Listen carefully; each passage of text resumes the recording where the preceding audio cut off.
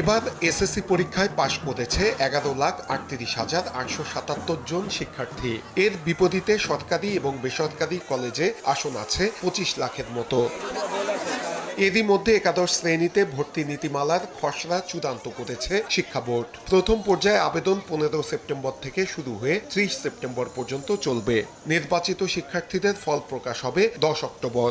দ্বিতীয় পর্যায়ে আবেদন শুরু হবে 15 অক্টোবর আর ফল প্রকাশ 19 অক্টোবর। তৃতীয় পর্যায়ে আবেদন 23 অক্টোবর আর ফল প্রকাশ হবে 26 অক্টোবর। 10 নভেম্বরের মধ্যে শেষ হবে ভর্তি কার্যক্রম। ফলাফলটা যেহেতু 20 দিন পিছিয়েছে, সেই ক্ষেত্রে আমাদেরকে ভর্তি শিডিউলটাকেও টেনে পিছনে নিতেই হচ্ছে। আমাদের একটা ইচ্ছা আছে যে পিছিয়ে নেওয়ার পরিমাণটা 20 দিন না করে যে আরেকটু কম করে পারি কিনা, এটা নিয়ে আমরা বুয়েটের সাথে কথা বলতেছি। একাদশ শ্রেণীতে রাজধানীর কলেজগুলোর জন্য সর্বোচ্চ 8,000 টাকা ভর্তি ফি নির্ধারণ করা হয়েছে। ঢাকা মহানগর বাদে অন্য শহরগুলোতে বাংলা মাধ্যমে 5,000 টাকা ও ইংরেজি ভাষণে 6,000 টাকা। আর জেলা পর্যায়ে সর্বোচ্চ বাংলা মাধ্যমে 3,000 এবং ইংরেজি ভাষণে 4,000 টাকা নেওয়া যাবে। সরকার নির্ধারিত ফিকে অবজ্ঞা করে নিজেদের মতো ফি নেয়, তাদের বিরুদ্ধে কার্যকর ব্যবস্থা গ্রহণ করা সময়ের দাবি হয়ে উঠেছে। বিভিন্ন জায়গা থেকে এসব দাবি উঠছে এবং এটি করা খুব প্রয়োজন হয়ে গেছে।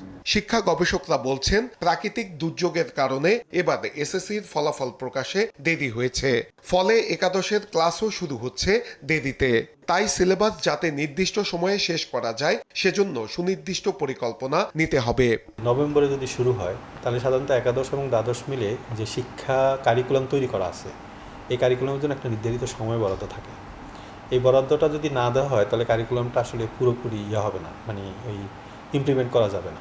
আসন সংকট না থাকলেও মানসম্মত কলেজের আসন কম থাকায় জিপিএ 5 প্রাপ্ত অনেক শিক্ষার্থী পছন্দ অনুযায়ী প্রতিষ্ঠানে ভর্তি হতে পারবে না।